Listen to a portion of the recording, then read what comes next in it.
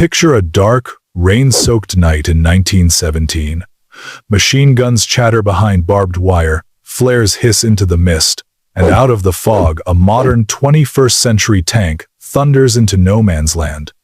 Does trench warfare collapse in seconds?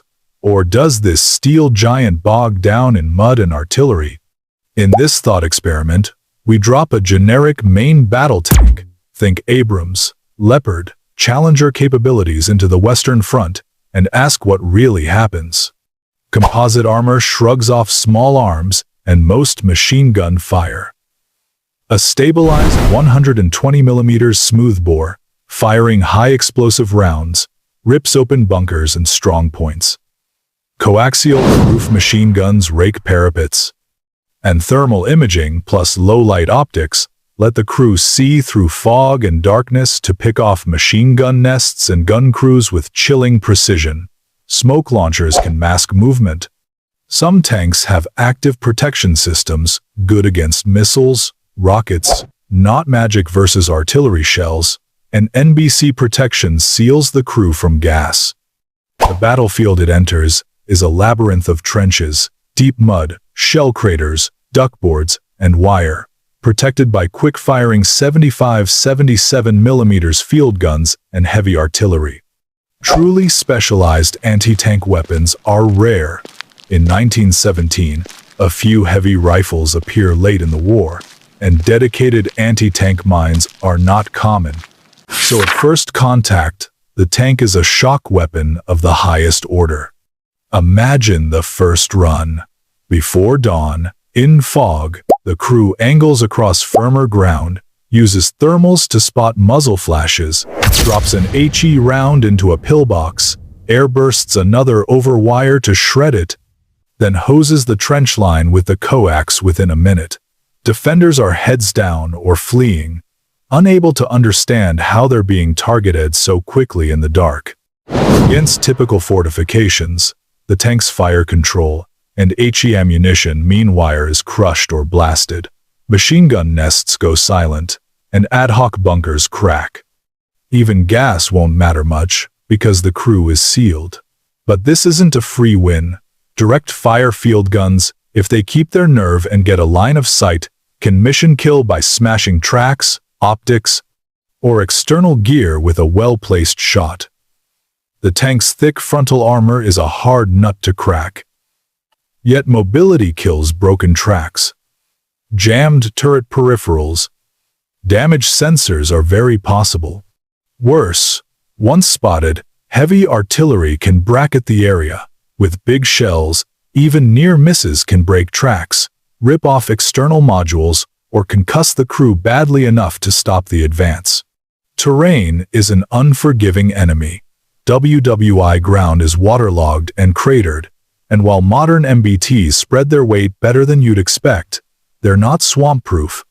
Trench crossing is roughly 2.53 meters, so wider communication trenches or collapsed craters can trap the vehicle, and climbing out of deep shell holes risks belly beaching. Wire plus crater edges can foul a track. Without fastens, dozer blades, or portable bridges, engineer tools WWI tanks often carry the crew must pick its path carefully, angle across narrow cuts, and avoid black ground. Logistics loom large. The tank drinks fuel fast and carries a limited number of 120mm HE rounds. In 1917, there's no JP-8 pipeline or modern maintenance train, so once fuel and ammunition run low, or if a track needs replacing, the show stops. There's no recovery vehicle coming to save it. Communications and navigation are another twist. No GPS, spotty period radios, and friendly infantry who've never seen such a machine increase the risk of confusion and friendly fire. The crew would rely on inertial nav, compass headings, and landmarks, which works, but coordination for a sustained breakthrough is hard. The psychological effect, however, is enormous. An almost invulnerable-looking monster that moves in the night and snipes gun crews through smoke can shatter morale.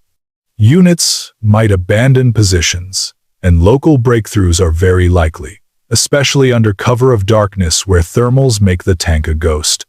Still, defenders adapt. They'll drag field guns into direct fire positions, pre-plot artillery on likely routes, collapse trenches to create wider gaps, and concentrate fire on mobility parts. And once the element of surprise fades, the artillery clock starts ticking. Verdict: a 21st-century tank would devastate a section of trench line, smash bunkers, rip open wire, and create real gaps. An overwhelming local advantage for minutes to hours, but without a modern support ecosystem of fuel, ammo, engineers, bridging, recovery, and coordinated forces, it's a thunderclap, not a war ender. The most probable failure isn't a cinematic turret penetration, it's a mission kill via terrain, tracks, or sensors, followed by artillery finishing the job. If you enjoyed this what if, and want more smart, no-nonsense breakdowns, please like the video, subscribe to the channel, hit the bell so you don't miss the next one, and drop a comment with your next matchup idea.